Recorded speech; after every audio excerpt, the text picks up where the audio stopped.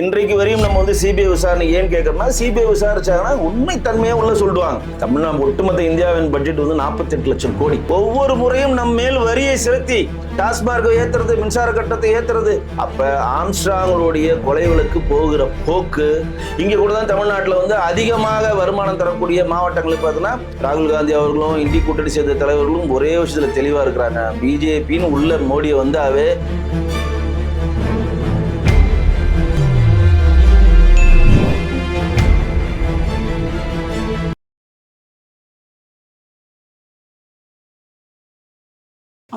வணக்கம் சார். வணக்கம் சார், இப்போ தமிழ்நாட்டில் வந்து ரொம்பவே பேசப்படுற ஆம்ஸ்ட்ராங் சார் கொலை பற்றி நீங்கள் என்ன சார் நினைக்கிறீங்க?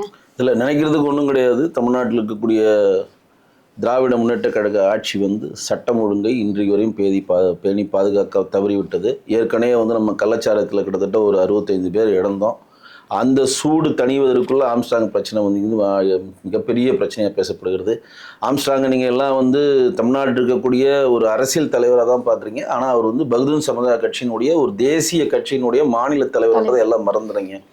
இந்த படுகொலைக்கு பின்னாடி மிகப்பெரிய ஒரு அரசியல் பின்புலம் இருக்கிறது தான் நம்ம எல்லாருமே கேட்குறோம். சிபிஐ விசாரணை அதுக்கு தான் கேட்குறோம். ஏன் அரசியல் பின்புலம் இருக்குன்னு கேட்குறோம்னா, பகுஜன் சமாஜினுடைய தமிழ்நாடு மாநில தலைவராக இருக்கக்கூடிய திரு ஆம்ஸ்ட்ராங் அவர்கள் தான் பாட்டாளி மக்கள் கட்சியில் அன்புமணியோட கூட்டணி வைக்கணும், வன்னியருடைய கம்யூனிட்டியும் நம்மளுடைய பட்டியலின கம்யூனிட்டியும் ஒன்றாக சேர்ந்திருந்தால் மிகப்பெரிய ஒரு சக்தியாக உருவாக்க முடியும், இங்கே திராவிட சம்பந்தப்பட்ட ஆட்சிகளை அகற்றி நம்ம 2 பேரும் கை சோத்துனா மிகப்பெரிய லெவலில் வந்து ஒரு ஓட் பேங்கை கொண்டு வர முடியும்னு சொல்லி பொது மேடைகளை பேசினதை மாற்றுக் கட்சியில் இருக்கவங்க வந்து ரசிக்கவில்லை அப்படின்னு தான் நான் அதை பார்க்குறேன். ரெண்டாவது என்னென்னா, இன்றைக்கு தலித் சமுதாயத்தை சேர்ந்த பெருந்தலைவராக கொண்டாடப்படுகிற திருமாவளவன் அவர்கள், விடுதலை சிறுத்தை கட்சியில் திருமாவளவன் வந்து முழுக்க முழுக்க திமுகவுடைய அறுவடியாக அவர் செயல்படுறார். ஏன்னா இன்னைக்கு வந்து ஆர்எஸ் பாரதி வந்து தமிழ்நாட்டிலுடைய முதல் நீதிபதியை நியமித்தது வந்து திமுக போட்ட பிச்சைன்னு சொல்கிறப்பையும் அவர் எதிர்வினை எதுவும் காட்டலை. திரு டிஆர் பாலுவரும் தயாநிதி மாறன் வந்து நம்ம செக்ரட்டரியேட்டில் சொல்கிறவர், நாங்கள் என்ன தாழ்த்தப்பட்டவரா, எங்களை நிற்க வச்சு செக்ரட்டரியேட்டில் இருக்கக்கூடிய தலைமைச் செயலர் சண்முகம் பேசுகிறாரு, நாங்கள் என்ன தாழ்த்தப்பட்டவரான்னு சொல்லிட்டு அந்த பட்டியலின சகோதரரை இழிவுபடுத்துகிறாங்க. அதற்கு அவர் எதிர்வினையாட்டில் அந்த டைமில் வந்து ப்ரெஷர் அதிகமானோன்னு திருமாவளவன் என்ன சொல்கிறார், தோழமை சுடுகிறது அப்படின்ட்டு தப்பிச்சுக்கிட்டாரு. வேங்கவயல் பிரச்சனை எவ்வளோ பெரிய பிரச்சனையாக இருக்குன்னு உங்களுக்கு தெரியும். இன்றைக்கி வரைக்கும் தீர்வு காட்ட முடியாமல் வேங்கவயலில் அவ்வளோ பெரிய பிரச்சனை போயிட்டுருக்கு. ஒரு குடிநீர் தொட்டியில் வந்து மலம் கழிந்த அந்த பட்டியலின சகோதரர்கள் அங்கே இருந்த எவ்வளோ பெரிய அவலத்தை நோக்கி நம்ம நகர்ந்துருக்கிறோம். அதற்கு வந்து இவர் எதிர்வினை எதனா ஆற்றாருன்னா எதுவுமே கிடையாது. ஒரு மாணவன் வந்து உயர் ஜாதியை சேர்ந்த ஒரு மாணவன் வந்து பட்டியலின மாணவனத்தை வந்து கிளாஸில் வந்து தகராறு பண்ணி அவர் கயிறு கட்டிருக்கான்னு சொல்லி அவனை வீடு தேடி போய் வெட்டின ஒரு சம்பவத்துக்கு இன்னைக்கு வரையும் வந்து மிகப்பெரிய ஒரு கண்டன குரல். நான் சொல்கிறது ஒரு 2-3 விஷயங்கள் தான் சொல்கிறேன். நிறைய விஷயங்கள் தலித்துக்கு எதிராக தமிழகத்தில் செயல்பட்டு இருக்கிறப்ப அதை வாய் மூடி மௌனமாக வேடிக்கை பார்க்குற ஒரு கட்சியாக தான் விடுதலை சிறுத்தை கட்சி இருக்கிறது. பேருக்கு ஒரு போராட்டம் நடத்துகிறேன் அப்படின்னு சொல்லிட்டு போயிடுறாங்க. இதே மத்திய அரசு சம்மந்தப்பட்ட ஒரு பிரச்சனை வந்தால் தமிழ்நாட்டில் இருக்கக்கூடிய பனல் மாளிகைகளாகட்டும், நம்ம சிங்கார் வேலத்திராகட்டும், வள்ளூர் கோட்டமாகட்டும், எங்கெங்கு வந்து சேப்பாக்க விருதுநை மாளிகைன்ட்டு உடனே பதாகைகளை பிடிச்சிட்டு மிகப்பெரிய ஒரு கண்டன குரல் மத்திய அரசு நோக்கி எழுப்புறது தான் பிரதான வேலையாக திமுகவும் திமுகவுடைய அடிமை கட்சிகளும் செய்து கொண்டிருக்கிறது. இப்போ பார்த்தீங்கன்னா ஆம்ஸ்ட்ராங் கொலைவழக்கில் நாங்கள் 8 பேர் 11 பேர் அவங்களே வந்து சரண்டர் ஆகிட்டானாங்க. இப்போ பார்த்தா தமாக கைது பண்ணுறாங்க, பிஜேபியை கைது பண்ணுறாங்க, அதிமுக கைது பண்ணுறாங்க, திமுக கைது பண்ணுறாங்க. தமிழ்நாட்டில் இருக்கக்கூடிய எல்லா கட்சியில் இருக்கக்கூடிய ரவுடிகளையும் கொண்டு வந்து அதில் இணைக்கிறாங்க. இது மிகப்பெரிய ஒரு டவுட்டை, சந்தேகத்தை நமக்கு ஏற்படுத்துகிறது நான் சொல்லுவேன். ஏன் அப்படின்னா, ஒருத்தன் கொலை பண்ணிட்டாலும் வந்து சரண்டர் ஆகிட்டு இதுக்கு அரசியல் பின்புலம் இருக்குது அப்படின்னு நம்ம சொல்கிறோம். அரசியல் பின்புலம் இருக்குன்னா என்ன அர்த்தம்? இங்கே இருக்கக்கூடிய போலீஸ் துறை மந்திரியாக இருக்கக்கூடிய மாண்புமிகு முதலமைச்சர் திரு மு க ஸ்டாலின் கோயிலில் தான் அதிகாரம் குவிந்திருக்கிறது. அவர்கள் தலைமையில் கீழே இருக்கக்கூடிய ஒரு அரசாங்கம் வந்து கீழே இருக்கக்கூடிய போலீஸ் அதிகாரிகளை விசாரித்தா உண்மைத்தன்மை வெளியே வராது. அப்போ சிபிஐக்கு இதை கொடுத்தீங்கன்னா கட்சி பாகுபாடு இல்லாமல் உண்மைத்தன்மையில் வெளியே கொண்டு வருவான்ற அழுத்தத்தை எங்களுடைய பாரதிய ஜனதாவுடைய மாநில தலைவர் திரு அண்ணாமலைஜி வந்து அமித்ஷாவுக்கு லெட்டர் போட்டார். ஆனால் இங்கே சிபிஐ நாங்கள் வந்து கொடுக்க மாட்டோம், நாங்களே விசாரணை பண்ணுவோம்னு பண்ணிட்டு எங்கெந்த கதையெல்லாம் சொல்கிறாங்க. ஒரு ரவுடி போய் வேலூர் ஜெயிலில் இருக்கிறாராம், அவர் ஒரு திட்டம் போடுறாராம், அவர் இங்கே இருக்கக்கூடிய அஞ்சலியோட சேர்றாராம், அவங்க மலர்கொடியை சேர்றாங்க, அவர் அருளை சேர்றாராம், ஹரிகரனை சேர்க்குறாங்க. டெய்லி 2 பேர் இன்ஸ்டால்மெண்ட் அந்த ஆம்ஸ்ட்ராங் கொலை வழக்கில் இணைச்சிக்கிட்டே இருக்கிறாங்க. அது பெரிய செயின் லிங்காக இருந்து இவங்க என்ன ஒரு கட்டமைப்பில் கொண்டு வராங்கன்னா, தமிழ்நாட்டில் ஒட்டுமொத்தத்தில் இருக்கக்கூடிய எல்லா ரவுடிகளுக்கும் ஒரு பொது எதிரியாக ஆம்ஸ்ட்ராங்ன்ற மாதிரி ஒரு கட்டமைப்பை ஏற்படுத்துகிறாங்க. இது எந்த அளவு உண்மைன்னு தெரில, எந்த அளவு நம்பகத்தன்மைன்னு தெரில. ஏன்னா டெய்லி ஒரு கட்சிக்காரனையும் உள்ள கொண்டு வந்துட்டு இதில் சம்மந்தப்பட்டுனா இவன் பணம் போட்டான், இவன் 2 வீலர் கொடுத்தான், இவன் கார் கொடுத்தான், இவன் சிம் கார்டு கொடுத்தான், ராஜீவ்காந்தி கொலை வழக்கில் டெய்லி ஒருத்தனை பண்ற மாதிரி பண்றப்ப இந்த விசாரணை கரெக்டான கோணத்தில் தான் போகிறதா, இல்லை மக்களை மனமாற்றம் செய்வதற்காக, மத்திய அரசை ஏமாற்றுவதற்காக, சிபிஐ உள்ள அலோவ் பண்ணக்கூடாதுன்றதுக்காக இந்த மாதிரி பண்றாங்களா அப்படின்ற ஒரு கேள்வி நமக்கு எழுந்து கொண்டே இருக்கிறது. இன்றைக்கு வரையும் நம்ம வந்து சிபிஐ விசாரணை ஏன் கேட்கறோம்னா, சிபிஐ விசாரிச்சாங்கன்னா உண்மை தன்மையை உள்ள சொல்லுவாங்க. அவன் எந்த கட்சிக்காரனா இருந்தாலும் சொல்லுவாங்க, இந்த கட்சிக்காரன் தான் அதில் தவறு பண்ணியிருக்கான், இந்த கட்சிக்காரர் தான் இந்த பிரச்சனை பண்ணியிருக்கான், ஆளுங்கட்சியை சேர்ந்தவர்கள் இந்த மாதிரி ஒரு வந்து சப்போர்ட் பண்ணியிருக்காங்கன்றது எல்லா உண்மை தன்மையும் வெளியே வரும். அப்போ ஆம்ஸ்ட்ராங்களுடைய கொலை வழக்கு போகிற போக்கு நம்பகத்தன்மையாக இல்லை. ஏன்னா இவங்க டெய்லி இவங்க சொல்ற ஒரு விஷயம் வந்து ஜோடிக்கப்பட்டதா, இல்லை இந்த வழக்கை திசை திருப்புகிறதா, இல்லை ஒரு அரசியல் கோணம் இல்லாத ஒரு வழக்கை அதை பார்க்கப்படுகிறதா, 2-3 வலுவான ஒரு காரணத்தை முன் வச்சனால தான் இதை நம்ம சிபிஐ விசாரணை கேட்குறோம். இதே மாண்புமிகு முதலமைச்சர் திரு மு.க. ஸ்டாலின் கொளத்தூர் தொகுதியில் நிற்கிறப்ப அவரை எதிர்த்து திரு ஆம்ஸ்ட்ராங், பகுஜன் சமாஜ் ஆம்ஸ்ட்ராங் வந்து நிற்கிறார். பகுஜன் சமாஜினுடைய தமிழ்நாட்டு மாநில தலைவர் ஆம்ஸ்ட்ராங் மாண்புமிகு முதலமைச்சர், அன்றைக்கு முதலமைச்சர் இல்லை, அன்றைக்கு அவர் எதிர்த்து நிற்கிறப்ப கிட்டத்தட்ட 3500 ஓட்டு அங்கே வாங்குறாரு. அவர் மிகப்பெரிய வலிமை படைத்த ஒரு ஆளாக அங்கே இருக்கிறார். அப்போ தலித் சமுதாயத்தை சேர்ந்த, பட்டியலின சமுதாயத்தை சேர்ந்த பெரும்பாலான கட்சிகள் வந்து திமுகவோட அறுவடிகளாக செட்டில் ஆகிறப்ப திமுகவுக்கு சப்போர்ட் இல்லாமல் அம்பேத்கரோட பேர் இயக்கத்தின் அம்பேத்கர் புகழ் பரப்பதற்காக தான் நாங்கள் இருக்கிறோம்னு சொல்லி தனிச்சு செயல்படுகிறார். அவர் எந்த தலித் சமுதாயத்தையும் அவர் இணையில. அப்போ ஒரு தலித் சமுதாயத்தை சேர்ந்தவா அவர் பெரிய லெவலாக வளர்ந்துருவாரோ, பட்டியலிடத்தில் அவர் வந்து பெரிய தலைவராக கொண்டாடப்பட்டாலோ, அது மட்டும் இல்லாமல் யூபியில் 2 முறை முதலமைச்சராக இருந்த மாயாவதியினுடைய கட்சி தான் இங்கே இருக்குது, அவர் தலைவராக இருக்கப்ப நாளை பின்ன வந்து இங்கே இருக்கக்கூடிய தேசிய கட்சிகள் மாயாவதியினுடைய கட்சியினோட ஒரு கூட்டணி வைக்கலாம்.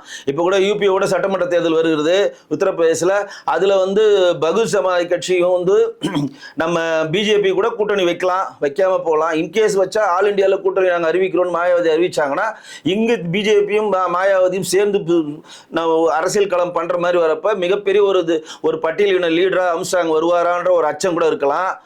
நாம் சொல்றதை எல்லா தலித் லீடரும் கேட்குறாங்க, ஆம்ஸ்ட்ராங் கேட்க மாட்டேன்றான்ற ஒரு பயம் இருக்கலாம். இப்படி பல சந்தேகங்கள் நமக்கு எழுது. ஏன்னா ஒருத்தர் வந்து வெட்டி கொல்லப்பட்டாருன்னா திடீர்னு பார்த்து ஓவர் நைட்டில் ஒரு 10 கட்சியை சேர்ந்தவங்கள 10 கனெக்டிவிட்டியில் உள்ளே கொண்டு வரப்ப படம் பார்க்குற மாதிரி இருக்குது. டெய்லி நியூஸ் பேப்பர் பார்த்து ஆம்ஸ்ட்ராங் படம் இன்னைக்கு என்னடா இன்னைக்கு யாரா புது குற்றவாளின்ற மாதிரி இருக்குது. ஸோ இந்த ஆம்ஸ்ட்ராங்குடைய கொலை வழக்கு வந்து மிக மிக கண்டிக்கத்தக்கது. அதனுடைய தமிழக விசாரணை, தமிழக போலீஸ் பண்ணுற விசாரணை நம்பகத்தன்மை இல்லை. இது ஜோடிக்கப்பட்ட வழக்காக அது நகருதான்ற சந்தேகம் நமக்கு எழுகிறது. எனக்கு மட்டும் இல்லை, ஒட்டுமொத்த தமிழ்நாட்டுக்கு கூட எல்லோருக்கும் எழுகிறது. அதனால மாண்புமிகு முதலமைச்சர் திரு மு.க. ஸ்டாலின் அவர்களுக்கு நாம் ஒரு கேள்வியை முன்வைக்கிறோம், ஒரு வேண்டுகோளை முன்வைக்கிறோம். அந்த குடும்பம் இன்றைக்கு அழுகிற மிகப்பெரிய ஒரு சோகத்தை நோக்கி சுமந்துகின்ற குடும்பத்திற்கு நீதி கிடைக்க வேண்டுமென்றால், கரெக்டான விசாரணை நோக்கி நகர வேண்டுமென்றால் இந்த கொலை வழக்கை சிபிஐக்கு மாற்றுவது தான் கரெக்டாக இருக்கும். ஓகேங்க சார். இப்போ வந்து 2026 அதிமுக பிஜேபி கூட கூட்டணி சேருமாங்க சார்? அதாவது கூட்டணி சம்பந்தமான பவர்ஸ் வந்து யாருக்குமே கிடையாது. இங்கே இருக்கக்கூடிய மாநில தலைவர் கூட கூட்டணி பற்றி எதுவுமே பேச மாட்டாங்க. ஏன்னா ஒரு கட்சியினோட கூட்டணி வைக்கணுமா வேணாமான்ற முடிவு பண்ணுற எல்லா பவர்ஸுமே டெல்லியில் மட்டும்தான் இருக்குது. டெல்லி என்ன சொல்கிறாங்களோ அதுதான் இங்கே இம்ப்ளிமெண்ட் பண்ணுவாங்க.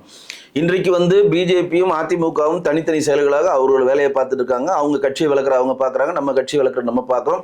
போன வாட்டியே நம்ம கூட்டணி இல்லாமல் தனிச்சிருந்து தேசிய ஜனநாயக கூட்டணி கட்சிகளோடு நாம் சில கூட்டணிகளை சேர்ந்து கொண்டு நம்ம தான் முதலாக தேசிய ஜனநாயக கட்சிக்கு கூட்டணிக்கு தலைமை தாங்கணும் பிஜேபியில். இன்றைக்கு வந்து கிட்டத்தட்ட 11.25% ஓட்டை நம்ம வாங்கியிருக்கோம். 6% ஓட்டில் வந்து 6% ஓட்டு எக்ஸ்ட்ரா வாங்கி கட்சியை வந்து வளர்ச்சியடைந்த பாதைக்கு கொண்டு போயிருக்கோம். 2026 வர சட்டமன்ற எலெக்ஷனில் கூட்டணி கட்சிகளோட மிகப்பெரிய ஒரு பலமாக வருவோன்ட்டு ஏற்கனவே எங்கள் மாநில திரு அண்ணாமலைஜி அவர் சொல்லியிருக்காரு. ஏடிஎம்கேலோட கூட்டணி வைக்கிறோமா, ஏடிஎம்கே தனிச்சு செயல்படுதா அப்படின்றதுக்கு முடிவை டெல்லி தலைமையாக தான் எடுக்கும். அவங்க சொல்றபடி தான் இங்கே எல்லாருமே நடப்பாங்க. ஓகேங்க சார். பட்ஜெட் ஒதுக்கீட்டு தமிழ்நாட்டில் ஒதுக்கப்படலை அப்படின்னு சொல்லிட்டு முதலமைச்சர் வந்து குற்றச்சாட்டு செலுத்திருக்காங்க. அதை பற்றி உங்களோட கருத்து என்னங்க சார்? தமிழ்நாடு ஒட்டுமொத்த இந்தியாவின் பட்ஜெட் வந்து 48 லட்சம் கோடி. இதில் வந்து ஆந்திராவுக்கு ஒதுக்கிட்டாங்க அதிகமாக, பீகாருக்கு ஒதுக்கிட்டாங்கன்னு சொல்லி இங்கே இருக்கக்கூடிய நீதி கல்வியில் வடிக்கிறாங்க. ஒரு பிரிக்கப்பட்ட மாநிலம், ஒரு மாநிலத்திலிருந்து ஒரு மாநிலம் பிரிக்கப்பட்ட மாநிலமாக தான் அதுக்கு சிறப்பு நிதி கொடுக்குன்றது ஒரு நடைமுறையில் ஒரு விஷயம்தான். இன்றைக்கு ஆந்திராவில் சந்திரபாபு நாயுடு மிகப்பெரிய ஒரு அழுத்தத்தை கொடுக்குறாரு. நாங்கள் அமராவதியில் தலைமையகம் கட்டணும், நாங்கள் வந்து கோலாவரம் உடைய அணைக்கட்டு கட்டணும், ரோட் ஃபெசிலிட்டிஸ் இல்லை, போன ஆட்சி ஜெகன்மோகன் ரெட்டி வந்து சுத்தமாக கொலாப்ஸ் பண்ணிட்டாரு அப்படின்னு சொல்லி அவர் கோரிக்கை வச்சிருக்காரு. அந்த கோரிக்கை ஏற்று அவங்களுக்கு 16,000 கோடி கொடுத்துருக்காங்க. பீகார் வந்து பின்தங்கிய மாநிலமாக இருக்கிறது, மருத்துவக் கல்லூரிகள் கம்மியாக இருக்குது, கல்வியறிகள் கம்மியாக இருக்குது, ஜிஎஸ்டியுடைய வருமானமும் கம்மியாக இருக்கப்ப அந்த பீகார் மாநிலத்தை மேம்படுத்தணும்னு சொல்லி அவங்களுக்கு ஒரு 26,000 கோடி ஒதுக்கியிருக்காங்க. இது வந்து 48 லட்சம் கோடியில் 0.9% கூட கிடையாது. 0.9% தான் அந்த 2 நிதிக்கு ஒதுக்கணும். மிச்சம் இருக்கிற கிட்டத்தட்ட வந்து 98% கூட வச்சுக்கலாம். அவங்க 1% தான். 99% நிதி இந்தியாவில் இருக்கக்கூடிய 28 மாநிலங்களுக்கும் 7 யூனியன் பிரதேசத்துக்கு தான் நலத்திட்டங்களாக மத்திய அரசு மூலம் வரப்படுகிறது. இதில் எந்த மாற்றம் இல்லை. மத்திய அரசு உங்களை புறக்கணிச்சிச்சு, மத்திய அரசு வந்து உங்களுக்கு நிதி கொடுக்கல, தமிழ்நாடோட பேரை உச்சரிக்கலன்னுலாம் இவங்க சொல்றாங்க. ப. சிதம்பரம் அவர்கள் வந்து இந்தியாவோட நிதி மந்திரியா இருக்கிறப்ப கிட்டத்தட்ட 10 வருடங்களா மன்மோகன் சிங் ஆட்சியில் அவர் தான் நிதி மந்திரியா இருந்தார்.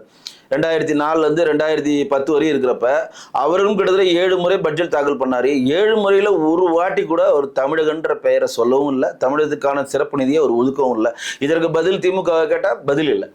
சரி, தமிழ்நாட்டில் வந்து பிப்ரவரி மாதத்தில் நிதிநிலை அறிக்கையில் இங்கே ஒரு தமிழ்நாட்டோட பட்ஜெட் தாக்கல் பண்ணுறாங்க. அந்த பட்ஜெட் தாக்கல் பண்ணுறப்ப 27 மாவட்டங்கள் பெயர் அவர் பட்டியலிட்டு சொல்லவே இல்லை. 27 மாவட்டம், தமிழ்நாட்டில் மட்டும் 38 மாவட்டம் இருக்கு. நீங்க தான் எல்லா பேரையும் சொல்லணுமே. பாராளுமன்றத்தில் 28 மாநிலம் பேரு, 7 யூனியன் பிரதேசத்திலையும் மாண்புமிகு நிதி மந்திரி நிர்மலா சீதாராமன் சொல்லல அப்படின்னு சொன்னா, இங்க இருக்கக்கூடிய தமிழ்நாட்டுடைய பட்ஜெட்ல இருக்கக்கூடிய 27 மாநிலத்தை நீங்க சொல்லணும்ல. அரியலூரை சொல்லணும், மதுரையை சொல்லணும், பெரம்பலூரை சொல்லணும். இத்தனைக்கும் திருச்சி பேரை சொல்லலை. அப்போ நேருட்ட எல்லாம் ஒரு பிரச்சனை வச்சாங்க. என்ன சார் உங்கள் பேர் கூட சொல்லன்றப்ப, பேர் தான் சொல்ல, நிதியெல்லாம் வந்துருச்சு, எங்களுக்கு ஸ்பெஷல் காலேஜ், இங்கே கால்நடை காலேஜ், லா காலேஜ் கொண்டு வரதுக்கான எல்லா ஃபண்டையும் ஒதுக்கிட்டாங்கன்னு அவரே பொதுவெளியில் சொல்கிறார். ஸோ இது வந்து எப்படின்னா, மாண்புமிகு முதலமைச்சர் மத்திய அரசை நோக்கி ஒரு குறை சொல்லணும். மத்திய அரசு எந்த விஷயம் பண்ணாலும் அதுக்கு ஒரு புறக்கணிப்பு பண்ணுன்றத பிரதான வேலையாக முன்னெடுத்துக்கொண்டு, எனக்கு ரப்பர் தரல, பென்சில் தரல, என் ஜாமெண்ட்ரி பாக்ஸை திருடிட்டு போயிட்டான், என் சாப்பாட்டில் இருக்க தூக்கிட்டு போயிட்டான், சில்லி காரணங்களை சொல்லி இங்கே இருக்கக்கூடிய மக்களை மடமாற்று செய்கிற வேலையை தான் திமுக அரசு செய்கிறது. பிஜேபி சாதனைகளை வெளியே எங்கேயும் கொண்டு வந்துடக்கூடாது. பிஜேபியோடைய மிகப்பெரிய ஒரு வல்லமை, அவர் என்ன சொல்றார், 2044 அமிர்த் பாரத் திட்டத்தின் மூலம் உலக நாடுகளுக்கு இணையாக இந்தியா வல்லரசை நோக்கி நகர வேண்டும். நாம் வந்து 2024 எலெக்ஷன் ஸ்டார்ட் பண்றப்ப கிட்டத்தட்ட ஒரு 3 மாதம் சண்டை போட்டுக்கிட்டோம். யாரு? இந்தியா கூட்டணியும் பிஜேபி கூட்டம் சண்டை போட்டுனே இருக்காங்க. இவங்க பிரச்சனையை அவங்க சொல்றாங்க, இவங்க பிரச்சனையை அவங்க சொல்றாங்க. பிரச்சனை போட்டாச்சு, சண்டை போட்டாச்சு, எலெக்ஷன் வச்சாச்சு, முடிஞ்சாச்சு. நீங்க 100 தொகுதி தேய்ச்சிக்க, நாங்கள் 240 தொகுதி தேய்ச்சோம், 292 சீட்ல மெஜாரிட்டி பண்ணி இன்னைக்கு பிஜேபி தேசிய ஜனநாயக கூட்டணி ஆட்சி அமைச்சாச்சு. இப்போ என்ன சொல்றாங்க, எங்க மாண்புமிகு நம்ம பாரத பிரதமர் மோடி அவர்கள் தெளிவா பார்லிமெண்ட்ல பட்ஜெட் தாக்குறதுக்கு முதல் நாள் அருமையா ஒரு விஷயத்த சொன்னாரு. நம்ம எலெக்ஷன் நடக்கிறப்ப சண்டை போட்டோம், முடிஞ்சிருச்சு. இப்போ நீங்க எல்லாம் எதிர்கட்சி வரிசையில் இருக்கிறீங்க, வாங்க பார்லிமெண்ட்ல உட்காருங்க. இந்தியாவில் இருக்கக்கூடிய 432 எம்பிகளுக்கும் அங்க பேச வாய்ப்பு கொடுக்கப்படுகிறது. 432 எம்பிகளும் தன் தொகுதிக்கு என்ன வேணும்னு கேட்கறதுக்கான ஒரே இடம் தான் நாடாளுமன்றம். ஆனா இவங்க என்ன பண்றாங்க, எந்த எம்பிக்கும் பேச விடாம எந்திரிச்சு பிஜேபியோடைய பிரச்சனைகளை சொல்லி வெளிநடப்பு செஞ்சுக்கிட்டே இருந்து இன்னைக்கு தேர்ந்தெடுக்கப்பட்ட ஒவ்வொரு எம்பி கூட, இந்தியாவில் இருக்கக்கூடிய ஒட்டுமொத்த எம்பி பார்லிமெண்ட்ல கூடுறப்ப ஒருத்தர் கூட தன் தொகுதி சார்ந்த பிரச்சனையை பேசுவதற்கான அனுமதியும் நேரத்தையும் இங்க இருக்கக்கூடிய இண்டி கூட்டணியில் இருக்கக்கூடிய கட்சிகள் தர மறுக்கின்றன. இதுதான் வருது தரக்கூடிய செய்தி. அதுதான் மோடிஜி அவர்கள் தெளிவா சொன்னாரு. நாம் வந்து வல்லரசு நோக்கி நகர்றோம். இந்த பட்ஜெட் வந்து வளர்ச்சிக்கான பட்ஜெட், இலவசத்துக்கான பட்ஜெட் கிடையாது. நேரடியாக நிர்மலா சீதாராமன் சொல்றாங்க, இலவசத்துக்கான பட்ஜெட் இது கிடையாது. இலவசம் என்ன என்றதை மக்கள் தயவு செய்து புரிஞ்சுக்கணும். ஒவ்வொரு குடிமக்கள் கையில் வாங்கின பணத்தை எடுத்து இன்னொருத்தர் கொடுக்குறாங்க. இன்னைக்கு மின்சார இலவசம் சொல்லி நெசவாளருக்கு, மின்சார இலவசம் சொல்லி விவசாயத்துக்கு கொடுக்குறாங்க, பேருந்து பயணம் இலவசம் கொடுக்குறாங்க, கலைஞர் மகளிர் உரிமை தொகை 1000 ரூபா கொடுக்குறாங்க, தவப்புதல்வன் திட்டம்னு சொல்லிட்டு படித்த பட்டியலாரிக்கு ஒரு 1000 ரூபா கொடுக்குறேன்றாங்க. இப்படி எல்லாம் வந்து பணம் கொடுக்குற பணம்லாம் எந்த ஒரு அரசியல்வாதியும் தன் தோட்டத்தை வித்தோ, தன் தேட்டரை வித்தோ, தன் மருத்துவக் கல்லூரி வித்தோ இங்கே கொடுக்கல. ஒவ்வொரு முறையும் நம் மேல் வரியை செலுத்தி டாஸ்மார்க்கை ஏற்றுறது, மின்சார கட்டணத்தை ஏற்றுறது, சொத்து வரி ஏற்றுறது, பார் விலையை குறைக்கிற மாதிரி குறைச்சிட்டு மோர் விலையும் தயிர் விலையும் ஸ்வீட் விலையும் ஏற்றுறது, பத்திரப்பதிவு ஏற்றுறது, இந்த சுமைகள் எல்லாம் நம் தலையில் தான் வைக்கப்படுகிறன்றதை இங்கே சாமானிய மக்கள் புரிஞ்சுக்கணும். நீங்கள் எடுக்கிற ஒவ்வொரு இலவசமும் இன்னொருத்தருக்கும் சுமையாக இருக்கிறது. நீங்கள் ஈஸியாக பஸ்ஸில் போயிடுறீங்க, ஆனால் அதற்கான நிதி நிலைமைக்கான பணத்தை வந்து இன்னொருத்தர் முழுதும் செலுத்தி எடுக்கிறாங்க. ஸோ அதனால தான் நிர்மலா சீதாராமன் சொன்னாங்க, இது வந்து இலவசங்களுக்கான பட்ஜெட் இல்லை, வளர்ச்சியை நோக்கி நகர்ற பட்ஜெட். 5 வருடங்களுக்கு இந்தியா வளர்வதற்கான நம்ம இன்னைக்கு ஜிடிபியில் 8% எட்டியிருக்கோம். உலக நாடுகள்லாம் தடுமாறுது, பிரிட்டன்லாம் தடுமாறுறாங்க, நிலையான ஆட்சி இல்லாமல் பிரிட்டனை பின்தங்கி விட்டு உலக நாடுகள் பொருளாதாரத்தில் 5ஆம் இடத்துல வந்திருக்கும், கூடிய விரைவில் 3ஆம் இடத்துல வந்திருக்கும். ஸோ இப்படி தேர்ந்தெடுக்கப்பட்ட இந்தி கூட்டணி எம்பி ஆகட்டும், சுயேட்சை எம்பிகள் எல்லாம் பாராளுமன்றத்தில் வந்து இந்தியா உயர்வதற்கான பங்களிப்பை நீங்க செய்யணும். நம்ம திட்டங்களை மேன்போல் காட்டி அதன் மூலம் நம்ம எப்படி வளர்ச்சி அடையணும், உலக நாடுகளோட வல்லரசு ஆகிறதுக்கான என்னென்ன கட்டமைப்பு அதை நகரத்துக்கான பயனளிப்புக்கு நீங்கள் வந்து அங்கே வந்து பேசணும் அப்படின்னு தான் பாரத பிரதமர் சொல்றாரு. ஆனால் ராகுல் காந்தி அவர்களும் இந்தி கூட்டணி சேர்ந்த தலைவர்களும் ஒரே விஷயத்தில் தெளிவாக இருக்கிறாங்க. பிஜேபின்னு உள்ள மோடியை வந்தாவே உடனடியாக அதுக்கு எதிர்ப்பு தெரிவித்து அதுக்கு உடனே அந்த பாராளுமன்றத்தை கொலாப்ஸ் பண்ணி உடனே வெளியில் வந்து பதாகைகளை தூக்கிட்டு காந்தி சிலை கிட்ட உட்காந்துடுறாங்க. அப்போ நாங்கள் கேட்குறோம், இங்கேருந்து 40 எம்பியை செலக்ட் பண்ணி போன வாட்டி அமிச்சாங்க. அவங்க போன வாட்டி சமோசாவும் பக்கோடாவும் தின்னுட்டு வந்துட்டாங்க. இந்த வாட்டி 40 பேர் அமிச்சும் ஒருத்தர் கூட பாராளுமன்றத்தில் இறங்கி தன் தொகுதிக்கான நிதியை பெறலை. இங்கே இருக்கக்கூடிய தென்சென்னை மாவட்டத்தை சேர்ந்த தென்சென்னை மாவட்டத்தில் மட்டும் 6 சட்டசபை தொகுதிகள் இருக்கு. 6 சட்டசபை தொகுதிகளில் எந்த தொகுதிகளுக்கு என்னென்ன வேணுன்றது பாராளுமன்றத்தில் சொல்லி அது நிதியமைச்சருடன் போய் அந்த துறைசார் அமைச்சர்கிட்ட போனாதாங்க நிதி ஒதுக்குவாங்க. அப்புறம் எப்படி ஒரு நாடு தமிழ் ஒரு மாநிலம் வளர்ச்சி அடையும்? 1 லட்சம் கோடி ஒதுக்கிருக்காங்க ரயில்வே பட்ஜெட்டுக்கு. அது அஸ்வினி வைஷ்ணவ் மாண்புமிகு அமைச்சர் தெளிவாக சொல்றாரு, 6500 கோடி ஒதுக்கியிருக்கோம் தமிழ்நாட்டுக்கு. ஆனால் ஒதுக்கின பணம் அப்படியே இருக்கிறது. தமிழக அரசு நிலத்தை கையகப்படுத்தி தரவில்லை. இது யாருடைய தப்பு? ரயில்வே அந்த டிபார்ட்மெண்ட் ஒரு ரயில்வே வந்து 1 லட்சம் கோடி ஒதுக்குனாங்கன்னா இந்தியாவில் இருக்கக்கூடிய 28 மாநிலங்களும் 7 யூனியன் பிரதேசத்துக்கும் பகிர்ந்து ஒதுக்குவாங்க. ஆனால் அதற்கான நிலங்களை கொடுத்தா தான் ட்ராக் போட முடியும். நிலம் எடுத்து மத்திய அரசு கிட்ட இருக்கு, மாநில அரசு இருக்கு. ஒவ்வொரு கிராமத்தில் போவோங்க ஒரு ட்ராக்கு, ஒரு அரசாங்க வீட்டுக்குள்ளே போவோம், ஒரு கிராமத்தில் போவோம், ஒரு கமர்ஷியலுக்குள்ளே போவோம். எல்லாத்தையும் வந்து அந்த அரசாங்கம் பேசி நிலத்தை கைப்படுத்தி கொடுத்தாதாங்க ரயில்வே அடுத்த திட்டத்தை நோக்கி நகரும். இந்த மாதிரி பல திட்டங்கள். இன்னொரு விஷயத்தையும் சொல்கிறேன், தமிழ்நாட்டில் மட்டும் கிடையாது, இந்தியாவில் செயல்படுத்துகின்ற பெரிய திட்டங்கள் அனைத்திலும் மத்திய அரசு பங்கு இல்லாமல் எதுவுமே நடக்காது. அதுக்கும் இந்த மாண்புமிகு நிதியமைச்சர் திரு நிர்மலா சீதாராமன் தன்னுடைய பங்களிப்பில் சொல்லியிருக்காங்க. பட்ஜெட் பேரில் மகாராஷ்டிரா பேர், தமிழ்நாடு பேர், ஏன் குஜராத் பேர் கூட தான் இடம்பெறல நீங்கள் சொல்கிறீங்க. ஆனால் போன வாட்டி தாக்கல் பண்ண இடைக்கால பட்ஜெட்டும் இப்போ தாக்கல் பண்ண இந்த முழு பட்ஜெட்லையும் மகாராஷ்டிரா பேர் நாங்கள் சொல்லவே இல்லை. ஆனால் மகாராஷ்டிராவில் வாமத்துன்னு சொல்லிட்டு ஒரு துறைமுகத்துக்கு 75,000 கோடி மத்திய அரசு ஒதுக்கி இருக்குது. எப்படி ஒதுக்குறோம்? எல்லா நிதிகளும் கொடுக்குங்க, எல்லா நிதிகளும் கொடுக்கப்படுகின்றன. அந்த பேரை சொல்லணும்னு அவசியம் இல்லை. இன்னொரு கேள்வி நான் மாண்புமிகு முதலமைச்சர் திரு மு.க. ஸ்டாலின் வைக்கிறேன். நீங்கள் கூட்டணி கட்சியிலாக இருந்த காங்கிரஸும் திமுகவும் இந்தியா ஆள்றப்ப நிதியமைச்சர் ப. சிதம்பரம் வந்து பட்ஜெட் தாக்கல் பண்றப்ப தமிழ்நாடு பேரை எத்தனை முறை உச்சரித்தாரு? ஒரு வாட்டி கூட ஒரு தமிழ்நாடு பேரை சொல்லியே, ஒரு வாட்டி கூட தமிழ்நாடுக்கான சிறப்பு நிதியை கொடுக்கலையே. இங்கு நிதி ஆணையக்குன்றது ஒரு தன்னிச்சையான அமைப்பு. அந்த நிதி ஆணையக்கு தான் செயல்படும். ஒரு மாநிலத்துக்கான வளர்ச்சி திட்டங்களுக்கு எவ்வளவு ஃபண்டு தேவைப்படும், அந்த மாநிலம் விவசாயம் சம்பந்தப்பட்ட மாநிலமா, மலை சார்ந்த மாநிலமா, போக்குவரத்து அதிகமாக உள்ள மாநிலமா, இயற்கை வளங்கள் அதிகமாக உள்ள மாநிலமா, படித்தவர்கள் அதிகமாக உள்ள மாநிலமா, மிகவும் பின்தங்கிய உள்ள மாநிலமா, தொழிற்சாலை அதிகமாக உள்ள மாநிலமா, ஜிஎஸ்டி அதிகமாக வரும் மாநிலமா, பல வரையறை இருக்குதுங்க. ஒரு நிதி ஆணைகள் வந்து ஒரு மாநிலத்துக்கு ஃபண்டு ஒதுக்குறது சாதாரணம் இல்லை.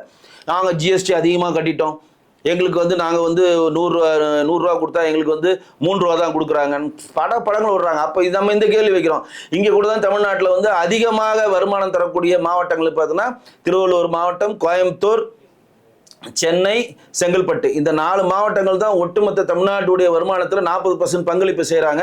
அரியலூர்கிட்ட பணம் வரல, ராமநாதபுரம் மாவட்டத்துலேருந்து பணம் வரல, சிவகங்கை மாவட்டத்திலேருந்து பணம் வரலன்னு பல மாவட்டங்கள் வந்து வறட்சி மாவட்டங்களாக இருக்கிறது. அப்போ இந்த நிதியை கொடுத்தானே அந்த மாவட்டங்கள் நம்ம டெவலப் பண்ணுறோம். அதே தாங்க இந்தியாவில் இருக்கவங்க எல்லாருமே செய்கிறாங்க. யூபியில் கொண்டோம்னா யூபியில் இருக்க மக்கள் தொகைக்கு ஏற்ற மாதிரி அந்த ஃபண்ட் அலகேட் பண்ணப்படுகிறது. யூபியில் இருக்கக்கூடிய கல்வி அறிவுகளுக்கு ஏற்ற மாதிரி ஃபண்ட் அலகேட் பண்ணுகிறது. யூபியில் பண்ற விவசாய சார்ந்த பிரச்சனைக்கு ஏற்ற மாதிரி ஒரு ஃபண்ட் அலகேட் பண்றது, தொழிற்சாலைக்கு ஏற்ற மாதிரி. இதுதான் இதை செயல்படுற வேலை தான் நிதி ஆணையம் பண்றது. நான் அந்த நிதி ஆயோக்கியோடைய நான் அந்த கூட்டத்துக்கே போக மாட்டேன், எங்க பேரை சொல்லல போக மாட்டேன்னா வைத்தியகாத்தனமா இருக்கு. ஒருத்தன் பேரை சொல்லனா எவனா இது புறக்கணிப்பானா? நீங்கள் போய் உங்களுடைய திட்டங்களையும் உங்களுக்கு வேண்டிய விஷயங்களையும் அழுத்தம் திருத்தமாக மத்திய அரசிடம் சொன்னாதாங்க உங்களுக்கான பணத்தை நீங்க வாங்க முடியும். எதுக்கத்தாலும் நான் போக மாட்டேன், எனக்கு அவங்க வந்து பிடிக்கல, எனக்கு வந்து நான் எங்களுக்கு மரியாதை தரல, எங்க பேரை சொல்லல, என்ன வரவேற்கல, நான் போக மாட்டேன்னா 40 எம்பியை வச்சுக்கிட்டு நம்ம என்ன பண்ணணும்? நாக்கு தான் வலிக்கணும். 40 எம்பியை வச்சுக்கிட்டு ஒண்ணுமே பண்ண முடியாது. நமக்கான செயல் திட்டங்கள் வர்றதுக்கான ஒரு கூட்டம் நடக்கிறது. அங்க போய் உங்களுக்கு உரிமைகளை பெறுவதற்கு தான் நாங்க இங்க ஓட்டு போட்டு உங்களை தேர்ந்தெடுத்திருக்கோம். நீங்க சும்மா போய் சமோசாவும் டீயும் சாப்பிட்டு பாராளுமன்றத்தில் போய் டாடா பை பை சொல்ல உங்களை தேர்ந்தெடுக்கல. என் தொகுதிக்கு வேண்டிய உரிமைகளையும், என் தொகுதிக்கு வேண்டிய பண்டுகளிப்பும், என் தொகுதிக்கு வேண்டிய நிதியை பெறுவதற்கு செய்வதற்காக தான் உங்களை அனுப்பிச்சிருக்கோம். வருடம் வந்து தொகுதி மேம்பாட்டு நிதி சொல்லி மத்திய அரசு கொடுக்குற 5 கோடி ரூபாய்க்கு உங்களை அனுப்பல. உங்களோட நீங்கள் இன்னும் ஜெயிச்ச தொகுதியில் எந்த வளங்கள் பெருமையாக இருக்கிறது, வேலை வாய்ப்புக்கு பெறுவதற்கு என்ன, கல்வி ஏற்பட்ட மாவட்டமாக இருக்கிறது, பள்ளிக்கூடங்கள் அதிகமாக கொண்டு வரதுக்கு என்னென்ன கான்செப்ட், போக்குவரத்துக்கு அதிகமாக கொண்டு வரது என்ன கான்செப்ட், நாங்கள் போய் சண்டை போகிறதாங்க உங்களை தேர்ந்தெடுத்தோம்.